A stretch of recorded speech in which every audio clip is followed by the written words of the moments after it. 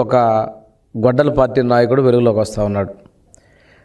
గత 5 ఏళ్లలో మీ సైకో పాలనలో గొడ్డల పార్టీ చేసింది ఏంటంటే మద్యాన్ని మేము పూర్తిగా రద్దు చేస్తాం, సంపూర్ణ మద్య నిషేధం చేస్తామని చెప్పేసి ఒక మాట ఇచ్చి ఆ మాట తప్పి మద్యాన్ని పూర్తిగా సొంత ఆదాయ వనరుగా మార్చుకున్నటువంటి చరిత్ర మీది. మీరు చేసిన దానిలో ఎప్పుడైతే డిస్ట్రిబ్యూషన్ కూడా రీజన్ మీరు లోకల్గా ఉండేదాన్ని తీసుకొచ్చేసి 3 రీజన్లు చెప్పేసి 13 రూపాయలు అన్నటువంటి బాటిల్ దాన్ని 35 రూపాయలు పెంచింది వాస్తవం కాదా? రెండోది వాసుదేవరెడ్డిని తీసుకొచ్చి బెవరేజ్ కంపెనీ ఎండీగా చేసి రాజా కసిరెడ్డి ఆలోచనలు తట్టు మీరు ఇవి అక్రమంగా ఇర్రెగ్యులర్గా తయారు చేసింది వాస్తవం కాదా? ఈ మద్యం స్కామ్లో 3,500 కోట్ల రూపాయలు మీరు దోచింది వాస్తవం కాదా? ప్రజలకు మీరు సమాధానం చెప్పాల్సింది పోయి డైవర్షన్ పాలిటిక్స్ చేస్తూ ఉన్నారు.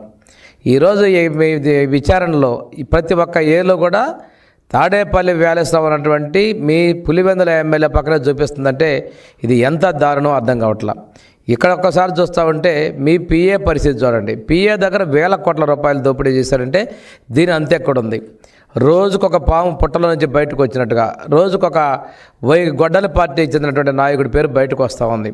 ఈరోజు నీ పార్టీలో వాళ్ళందరూ కూడా కొమ్మక్క అయిపోయి ఏం జరుగుతుందో కూడా అర్థం కాని పరిస్థితుల్లో దిక్కుదోచుకుంటే ఈరోజు డైవర్షన్ పాలిటిక్స్ తీసుకొస్తారు.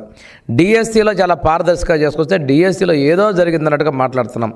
నీలాగా కాకుండా ఈరోజు చూసుకుంటే ఒకసారి మనం తీసుకుంటే మీరు చేసినటువంటి కల్తీ మద్యం బూమ్ బూమ్, అదేవిధంగా జే బ్రాండు, వీటి వల్ల 30,000 మంది ఆడపడుచుల పుస్తలు తెంచినటువంటి నీకు ఆ ఆడపడుచుల ఉసిరే తగిలిదనే విషయానికి ఒక్కసారి గుర్తు తెచ్చుకో. ఈరోజు నీకు ప్రాణాలంటే లెక్కలేదు. గొడ్డల పార్టీగా పెట్టుకున్నావు. నీ చిన్నాన్ననే సొంత చిన్నాన్నే చంపేసిన నీకు రాష్ట్ర ప్రజల ఆరోగ్యం వాళ్ళ ప్రాణాలు లెక్కలేదంటే అతిశక్తి కాదు. ఈరోజు తీసుకుంటే ఒకసారి నీ తీసినటువంటి ఆ బ్రాండ్ జే బ్రాండ్స్లో డై ఎదులైట్ కానీ అదేవిధంగా పైరోగలాలు కావచ్చు, ఐసోర్ పుల్రిక్ యాసిడ్ లాంటి ప్రాణానికి హానికరమైనటువంటి కెమికల్స్ ఉంటే దాన్ని కూడా నువ్వు పక్కదావ పట్టించి ప్రజల ప్రాణాలతో చెలగాడాడేది వాస్తవం కాదని అడుగుతా ఉన్నాం. ఈరోజు చూస్తే చిత్తూరు నుంచి శ్రీకాకుళం వరకు ప్రతి చోట కూడా మీ యొక్క నాయకుల యొక్క ప్రాధాన్యం అనేది పూర్తిగా ప్రజలకు అర్థమవుతూ ఉంది. ఈరోజు మీ నాయకులు తీసుకుంటే చెవిరెడ్డి దగ్గర నుంచి కారుమూరి నాగేశ్వరరావు దగ్గర నుంచి మిథున్ రెడ్డి దగ్గర నుంచి వీళ్ళందరికీ ఇందులో ఉన్నటువంటి దారి ఈడీ కూడా ప్రశ్నిస్తుందంటే ఒక్కసారి అలా ఆలోచించుకోవాలి. ముప్పాటికి కూడా అంతిమ లబ్ధిదారుడు మాజీ ముఖ్యమంత్రి పులివెందుల ఎమ్మెల్యే ఆ గొడ్డల పార్టీ నాయకుడు అయినటువంటి సైకో జగన్కే చెందిందనే విషయాన్ని కూడా ఒకసారి మనం గుర్తు తెచ్చుకోవాలి.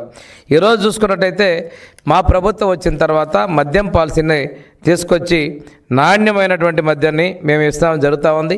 అంతేకాకుండా మేము ఈరోజు చాలా పారదర్శకంగా ఏపీ ఎక్సైజ్ సురక్ష అనేటువంటి యాప్ తీసుకొచ్చేసి ఎక్కడైనా కానీ నకిలీ మద్యానికి కల్తీ మద్యానికి తేడా చూసే విధంగా మేము ప్రజలకి పారదర్శకంగా ముందుకెళ్తున్నాం.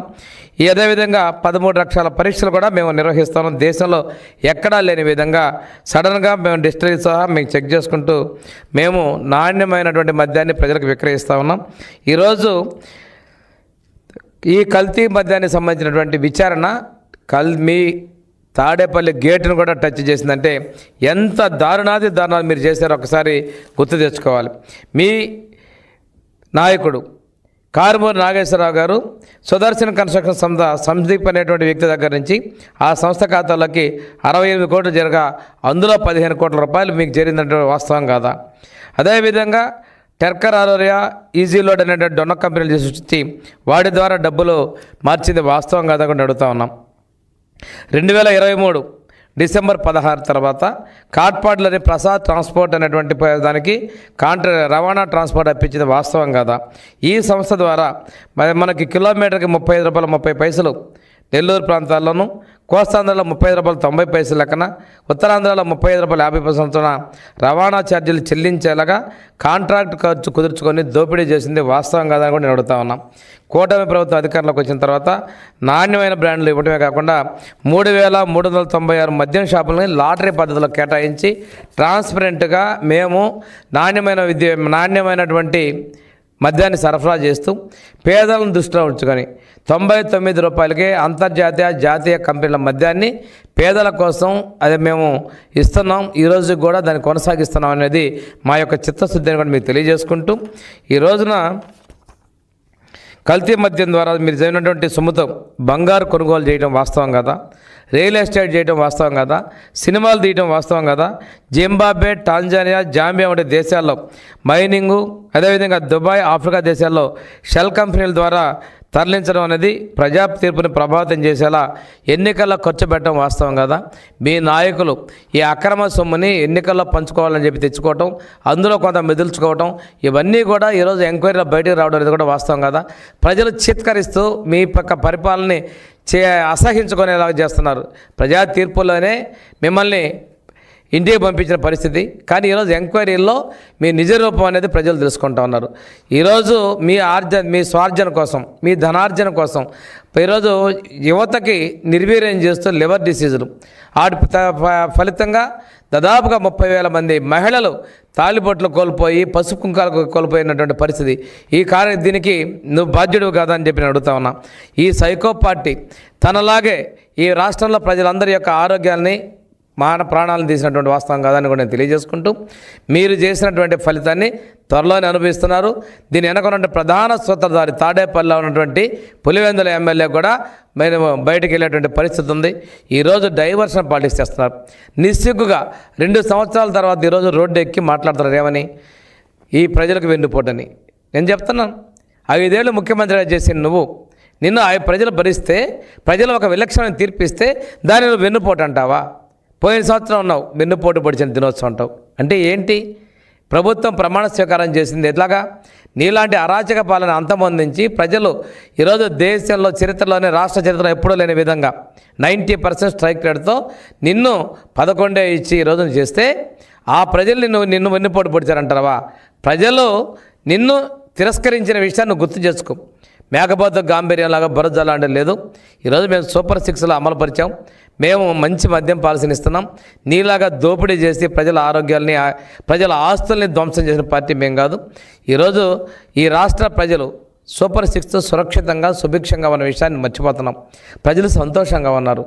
ఈరోజు మేము ప్రజాస్వామ్యాన్ని గౌరవిస్తున్నాం కాబట్టి మీరు రోడ్డు మీదకి వస్తున్న విషయాన్ని కూడా మర్చిపోతున్నారు. ఈరోజు మీరు చేసేటువంటి అకృత్యాలని ప్రజలు తీవ్రంగా గ్రహించిన విషయాన్ని గుర్తు తెచ్చుకో. ఏదైనా కానీ సిద్ధంగా ఉండు. తొందరలోనే మీ తాడేపల్లి ప్యాలెస్ కూడా నువ్వు చేసిన అకృత్యాలు బయటకు వస్తున్నాయి. నీ ఇంటిలో దాకా ఈ మూలాలు వచ్చినాయి అంటే నువ్వు ఎంత దుర్మార్గ పాలన చేసావో. అంటే నీ సీటు కోసం చిన్నాన్నను రాజీనామా చేసే, పోటీ చేయడం కోసం, నీ పదవి సానుభూతి కోసం సొంత చిన్నాన్నని గొడ్డలు వేటే ఇచ్చావు. నీ తండ్రి చనిపోతే శవాన్ని అక్కడ పెట్టి ఈరోజు వచ్చి మాట్లాడుతున్నావు, నా తండ్రిని చంపేశారు, నా చిన్నాన్నను చంపేశారు అన్నాడు. తల్లిని చెల్లిని రోడ్డు వేసిన వ్యక్తికి 30,000 మంది ఆడపడుచుల యొక్క పుస్తలు దిగిందంటే నీకు బాధ ఎలా ఉంటుందో కూడా ఒక్కసారి ఆలోచించుకో జగన్ రెడ్డి.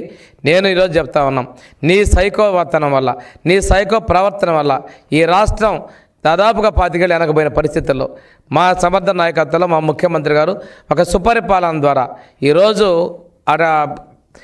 ఏదైతే విధ్వంసానికి గురైన ఈ రాష్ట్ర పరిపాలన గాడిలో పెట్టేదానికి ప్రయత్నం చేసుకుంటూ పట్టాలు ఎక్కించే ప్రయత్నం చేస్తున్నాం. ఈరోజు లక్షలాది కోట్ల పెట్టుబడులు వస్తున్నాయి. 21 లక్షల కోట్ల పెట్టుబడులు ఈ రాష్ట్రంలో వచ్చినాయంటే అది CBN బ్రాండ్ ఇమేజ్ అనే విషయాన్ని గుర్తుపెట్టుకో. నీ టైంలో ఇక్కడ వచ్చిన పరిశ్రమలు పోయినాయి. ఈ ప్రాంతంలో ఉన్నటువంటి అమర్ రాజా ప్రాజెక్టు కూడా పక్క రాష్ట్రానికి తరలిపోయిందంటే నీ అసమర్థత, నీ చేతకాంతాన్ని గుర్తుపెట్టుకో. మీరేజో విర్రవీగావు, కానీ రెప్ప మూసి తెరిసేలకి ఇంకెంతకాలం అంటున్నారు. శాశ్వతంగా ఈ రాష్ట్రంలో మీ పార్టీ కనుమరుగైపోతూ ఉంది. నేను అంటాను గొప్పగా కొంతమంది గడ్డల పార్టీని చెప్పుకోవడానికి సిగ్గులేదు. అసెంబ్లీలో బూతులు మాట్లాడిన వ్యక్తులు కూడా ఈరోజు మాట్లాడుతున్నారంటే మీకు ఉన్నటువంటి ఏంటి అనేది కూడా క్రెడిబిలిటీ ఒకసారి తెలుసుకోకుండా ఈ రాష్ట్రంలో మీరు చేసిన మద్యం పాలసీ వల్ల ఎన్ని 3,500 కోట్ల రూపాయలు ఎలా దొడ్డిదాన్ని పట్టిందో, ఎలా మీ జేబుల్లోకి వచ్చిందో కూడా మొత్తం తెలుస్తూ ఉంటుందని చెప్పి తెలియజేసుకుంటూ, రేపు దీనివల్ల నువ్వు ఎంతటికైనా కానీ శిక్షించబడతావనే విషయాన్ని కూడా తెలియజేసుకుంటూ